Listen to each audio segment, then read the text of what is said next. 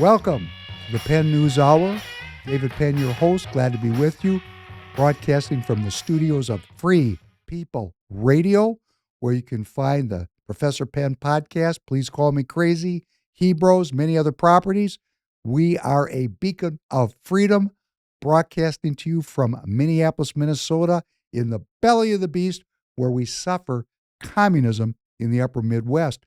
I'm stunned, always stunned, when I listen to the rhetoric of the Democrat, even the Democrat who is accomplished and well known, like former Attorney General Eric Holder. Please, let's listen. Result in the erosion of rights for American citizens. Now, I'm not saying that's the only reason that we should be concerned about this.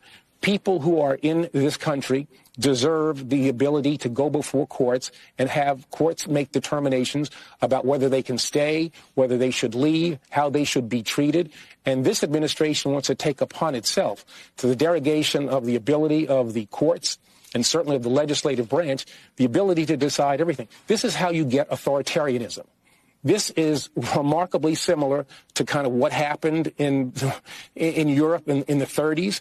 It's consistent with what we saw happen in Hungary and in Turkey in later days over the course of the last 10, 15, 20 years. And that's not a path that this country wants to go down.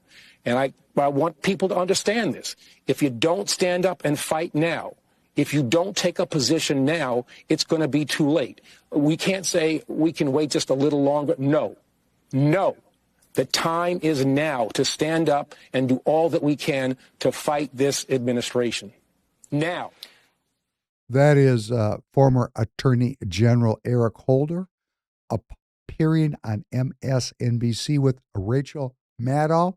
You heard the rhetoric comparing the Trump administration to Hitler and the Nazis. Yes, that is the default card of the left.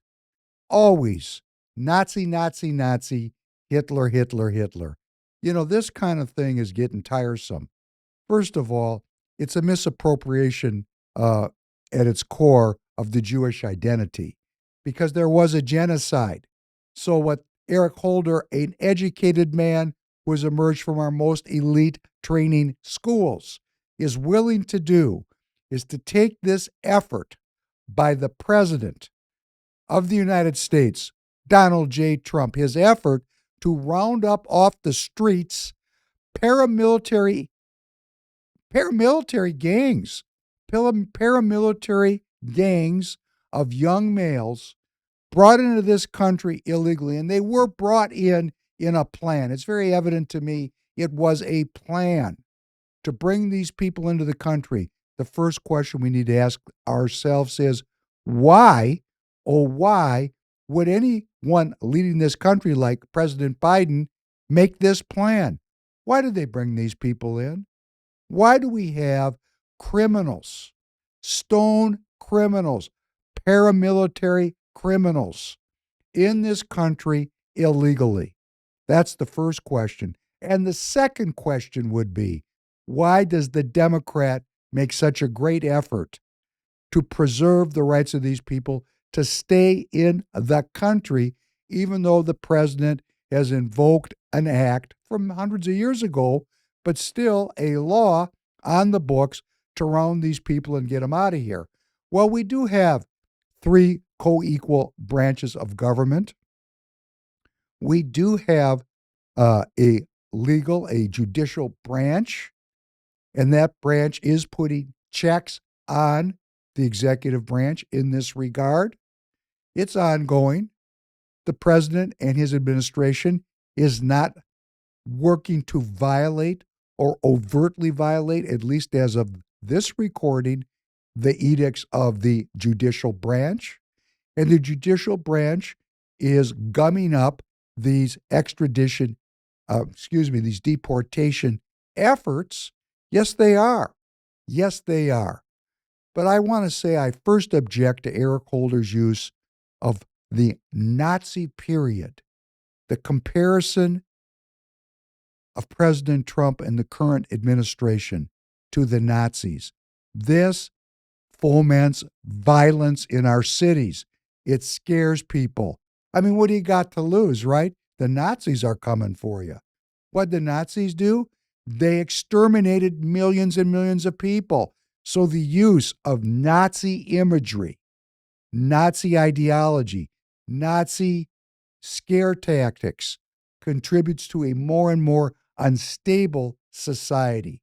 And the other thing I want to mention, just for us to think about as a community, who are these judges? Who are these judges? I have a good friend who's an attorney. We get together frequently, and he tells me that the judicial branch is relatively conservative.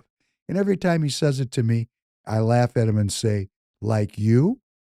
Because if you've gone through 4 years of college at one of our elite institutions, as I experienced that back in the 70s, and it was communist, communist, communist.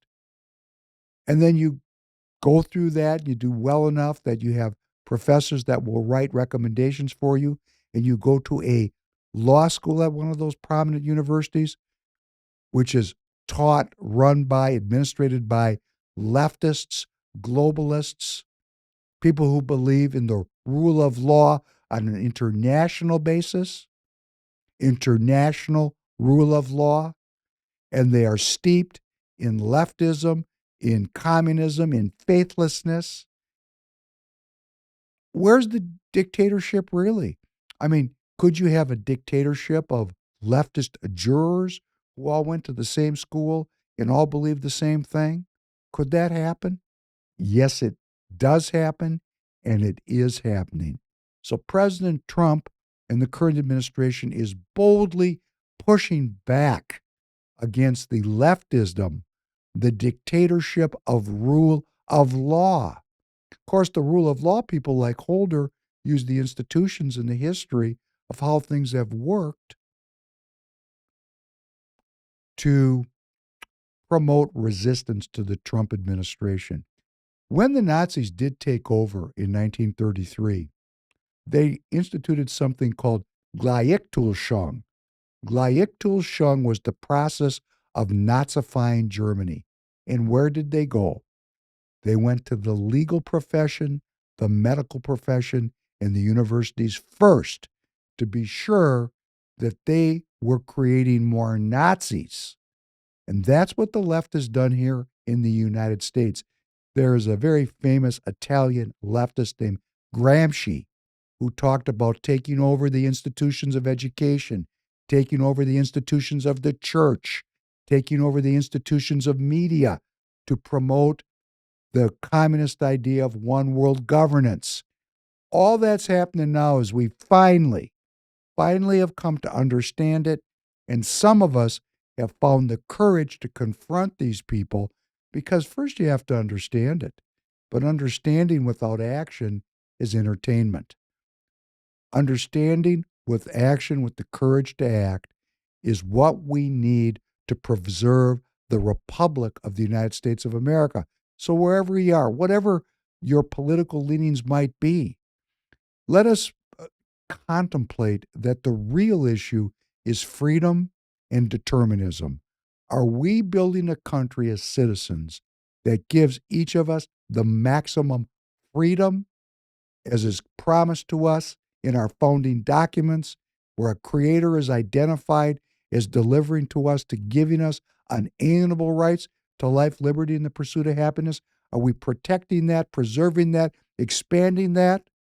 Or are we participating in political processes which view human beings as inventory, which reduce their liberty and are unconcerned with the pursuit of happiness, and instead give the people access to gambling and to drugs and to porn to fill that giant void, that giant empty void, that existential yearning for meaning and purpose? And where is that meaning and purpose to be found? In preserving, well, at least for me, it's been found in working to preserve the Republic of the United States of America. This is your host, the Penn News Hour, David Penn. Looking forward to being back with you soon again. Thanks very much.